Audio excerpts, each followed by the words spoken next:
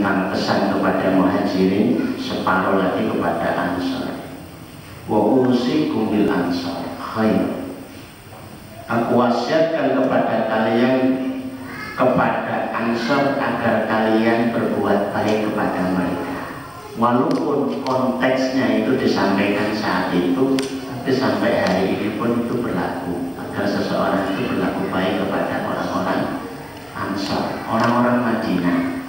Fa innahum alladzina tabawwa'ud dara wal iman.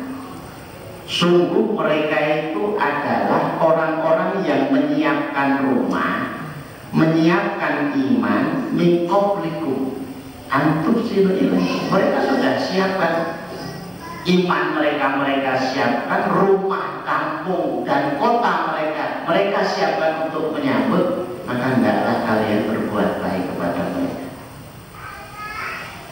Alam yusyatirukum fitimah. Bukankah mereka itu orang yang membagi buah-buahan dengan kalian? Orang Muhajirin itu hijrah ke Madinah itu cul-culan, tidak banyak yang dibawa, bahkan nyaris tidak membawa apa-apa. Kemudian Ansor itu menyambut. Dan salah satu strategi Rasulullah yang sampai hari ini belum banyak bisa dilakukan oleh siapapun di tempat-tempat dakwahnya adalah mempersaudarakan. Cara yang sangat praktis untuk memberantas kemiskinan. Ya. Kalau dipersaudarakan itu cepat. Kalau ada orang-orang datang membuat kita ingin membuat sebuah komunitas kampung Islam terpadu. Yuk beda. Ya tetap lama lo datang. Saya tinggal di mana sih, tak boleh kabinan. Ini gak ketemu bagus. Nah terus tapi di duit piro. Itu loh. Mau saya itu mau pindah tak pikir gratisan, gratisan sih tak boleh barangkali ada omah subuh. Nah terus kontrak. Banyak akad jilid, ya mau dibaca di Quran secara bahan. Sementara tak baca di baru urusan.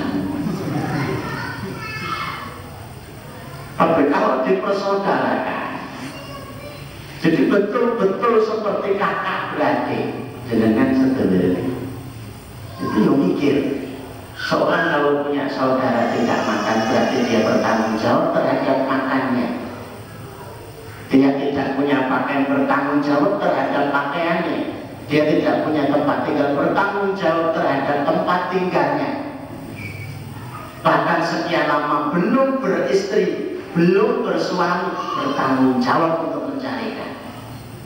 Problem umat terkurangi jauh lebih banyak dengan sistem yang dikemas oleh Rasulullah. Sangat simpel dan sederhana. Ta'akhir, mempersaudarakan Muhajirin dan Ansor. Alam yuwassa'u lakum fiddiyar. Bukankah mereka itu berlapang-lapang dalam urusan rumah itu sampai dibagi? Kalau yang rumahnya tingkat disuruh milih di atas, memilih yang lantai bawah. Alam yu'tirukum ala anfusikum wa bihimul khasasa. Bukankah mereka itu orang yang memprioritaskan kalian, padahal mereka sendiri itu dalam kondisi yang butuh. Dan kisah ini begitu masyhur, menghias di mana-mana, yang menjadikan para sahabat itu kehidupannya begitu barokah. Keberkahan itu dengan taat kepada Allah Subhanahu wa ta'ala. Kemuliaan hidup pun itu dengan taat kepada Allah Subhanahu wa ta'ala. Walillahil izzatu jami'an. Mayuridul izzah. Siapa yang ingin hidupnya mulia, hidupnya itu penuh dengan izzah, maka hendaklah mencarinya dengan taat kepada Allah Subhanahu wa ta'ala. Karena izzah itu milik Allah Subhanahu wa ta'ala. Orang dengan taat kepada Allah akan diberikan usia yang panjang melebihi usianya, umur yang panjang melebihi usianya. Tapi kalau seseorang itu maksiat kepada Allah, dia hanya berumur sepanjang usianya.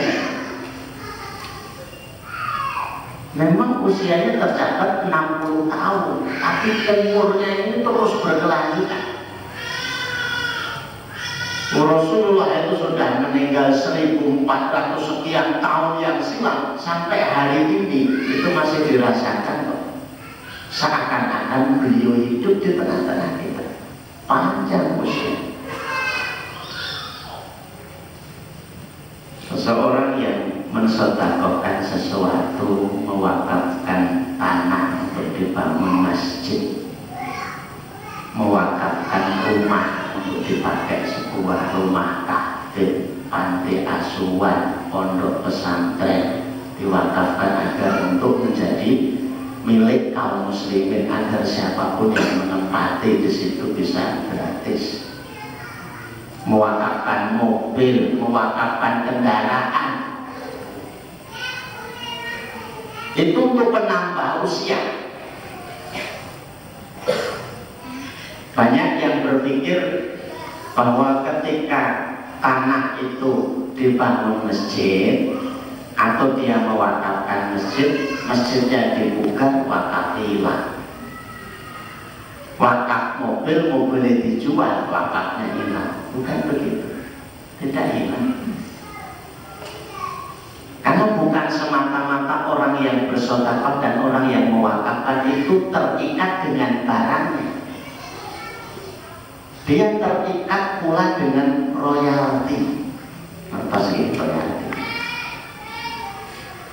Sehingga ulama menyebutkan, walaupun kamu bisa bersedekah sebanyak gunung Uhud emas. Atas gunung Uhud ya, kalau nggak tahu ya kayak pagi itu ya Ungaran, terus kurang lebih kayak begitu lah. Bisa bersedekah gunung Ungaran emas, bukan batu, emas. Berapa ton ini, berapa ton? Itu tidak akan pernah bisa menyamai 1 jumput gandum sedekahnya saya. Kenapa tidak pernah bisa menyamai? Karena mereka bersedekah sudah 1433 tahun yang silam. Setiap mereka ini bersedekah, kemudian diabadikan kisahnya oleh para ulama, tabi'in, dikisahkan dari generasi ke generasi sampai kepada kita kisahnya. Setiap dikisahkan royalti, dikisahkan royalti, dikisahkan royalti, menginspirasi sekian banyak orang. Lah kita mau sedekah emas hari ini sebanyak gunung, royaltinya kapan? Ya nunggu nanti, mulai baru royalti berjalan. Maka jangan lama-lama kalau pengen sedekah, tidak nonton aku sudah kesuwen. Pokoknya aku duwe tanah, naik duwe 5 hektar, 6 hektar, tak sedekahkan untuk pondok pesantren. Dan akan duwe ora. Duwe sampai ton apa kaki, nang gompo, lombok, meter apa usumur wis itu. Itu nyambung umur, nyambung.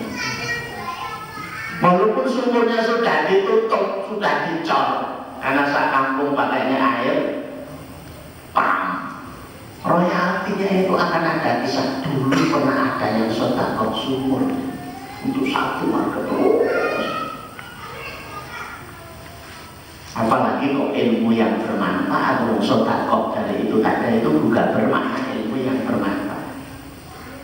Orang tekun sekali ngajinya, memang dia tidak mengajarkan ke siapa-siapa. Royalti yang melihat dia ini diceritakan itu menjadi paham. Senin yang lalu saya dikisahkan seorang ibu, ada salah satu jamaah di Pasadena itu, ibu usia 52 tahun meninggal. Kebiasaan ibu-ibu, kebiasaan ibu itu mengikuti pengajian hari Senin malam atau materi dan sedekah. Itu sejak dulu berapa tahun, mulai dari sendirian. dan ikut sholat berjamaah, walaupun sholat berjamaah itu tidak wajib bagi ibu. La tamna'u ima Allah, ima aku masjid. Jangan kamu larang istri-istri kamu untuk sholat di masjid. Wa sholatuhunna fi buyutihinna khairul lahunna. Sholat mereka di rumah-rumah mereka itu lebih baik. Kenapa dilarang? Bapak-bapak sulit memahami kenapa dilarang, tapi tidak ibu-ibu mudah. Nah, tidak dilarang, repot. Lalu anaknya dua, cilik-cilik. Ada 2, 3, 4, 5, 9, 10. Nih pipi wah betul. Itu 1 ibu kali 10 ibu. Pakut pindah di masjid. Wow. Alhamdulillah itu mereka tidak diwajibkan, yang diwajibkan para bapak. Bahwa kemudian anak-anaknya sudah besar, dia berkesempatan karena merasa di rumah belum bertambah ilmunya, aku tak sholat di masjid, saya juga sudah sepuh, juga sekaligus biar mendapatkan ilmu dan tidak menyebabkan fitnah, silakan. Seperti itu ya. Yang ajaib,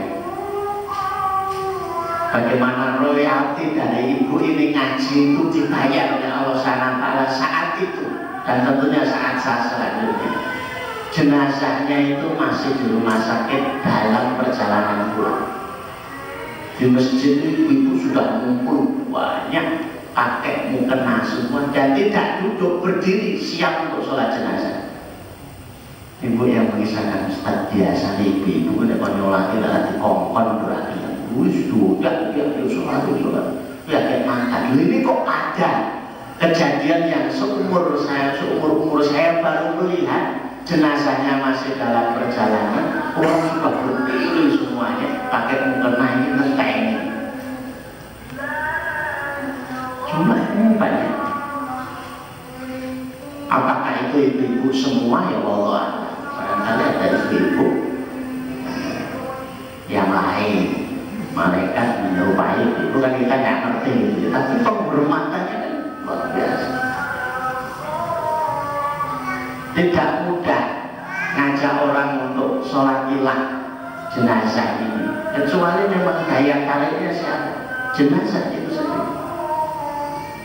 Dia yang menanam royalti, ilmu bermanfaat.